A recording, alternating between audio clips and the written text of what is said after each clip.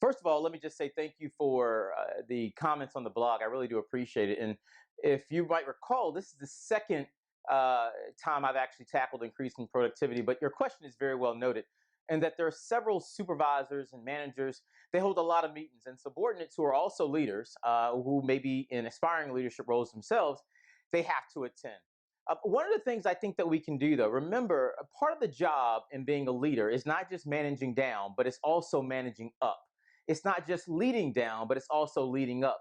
And leading up and managing up means exactly what it says. This is leading and managing your supervisor. No supervisor wants to sit in meetings, at least I would hope not. But many supervisors believe that they have to meet in order to ensure that work is getting done.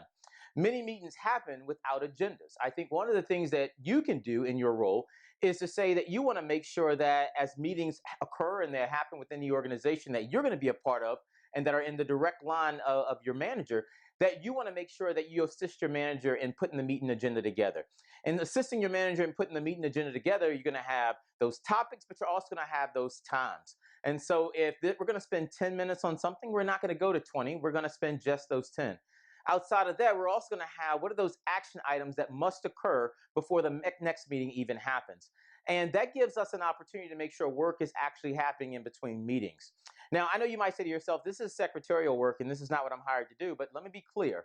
If you're not doing it or someone in your organization is not doing that, you're going to see that more and more of your time is going to get wasted. And one of the biggest things that we can do to a colleague is disrespect their time, because that's one thing that equalizes all of us and none of us get it back.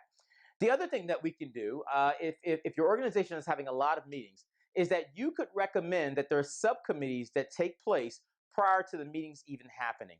A lot of times meetings are happening and work is getting done in meetings. No work can truly get done in a meeting. Work can come and facilitate at a meeting, but it cannot get ever done there. They can be action items that are coming to be approved. There could be something that someone is coming to inform, but true authentic work can't get done in a meeting because people are not always involved, particularly in that work. And so those are just a couple of the other things right there too. But within your organization, if meetings are happening for the sake of meeting, then we got to figure out strategy wise what's the root cause that's doing that, so that we can figure out what's the best way to manage some of those meetings. And it could very well be that the people who are around the table, and in many cases with companies that I actually have the opportunity to be a part of through our work, is that if you calculate the amount of salaries that are around the table, those individuals should be doing other work, and individuals who truly should be directly involved within that capacity of the work that's being asked to be done, those individuals who need to be around that table, and then the work facilitates back up to the group. Because again, that's how the work gets done. But I'd love to hear more about, and please contact me more about your particular situation to see how do we get that solved through people and through strategy.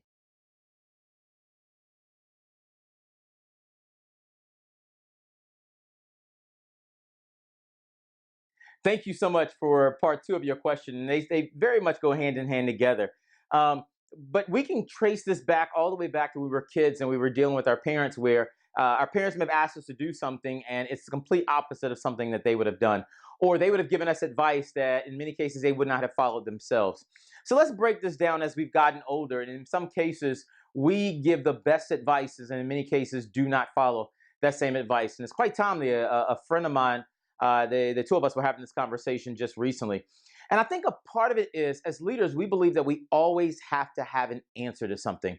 It's okay as a leader to say that I don't know at this particular point, or let's think about it together. Let's brainstorm. Let's come up with a solution. Because I believe that many times leaders believe they have to have an answer to something, because there's this belief that whether our society has done it or organizations have done it, but some level of bureaucracy has definitely done it, to where leaders believe that they have to be perfect. They have to have the answer to everything. And when you recognize as a leader, and I talked about this before, that you don't have to be perfect, because the best leaders are imperfect. They recognize their ability to be imperfect, and they become more genuine and authentic leaders by it. And people respect them more. People look up to them more because they recognize that they're growing just like they're pushing on others to grow. I'm growing, so I want you to grow as well. That's leadership advice that I'm following that I can pass on to you. But if a leader is given advice that he or she is not willing to follow, they've not recognized that a true part of leadership is really bringing people together and coming up with collective solutions. It's also recognizing that we all have two ears and one mouth for a reason. We can listen to great ideas. We can put together a compilation of those great ideas and then act on, as an organization, the best ideas. And so when we do that, we recognize we don't have to have all the answers at one time, but the collective energy and the collective answers together will get us to where we need to go. But I think it's a fallacy when leaders believe that, I can give advice and not follow it myself, because you're going to lose credibility very often. And I've shared a very personal narrative of my own leadership career. This belief that being perfect is what people want. That's not what people want. People want genuine, authentic leadership, and recognizing that you can be yourself and be the best leader because you're growing based on your ability to really impact others and to bring out the best and the best potential in others.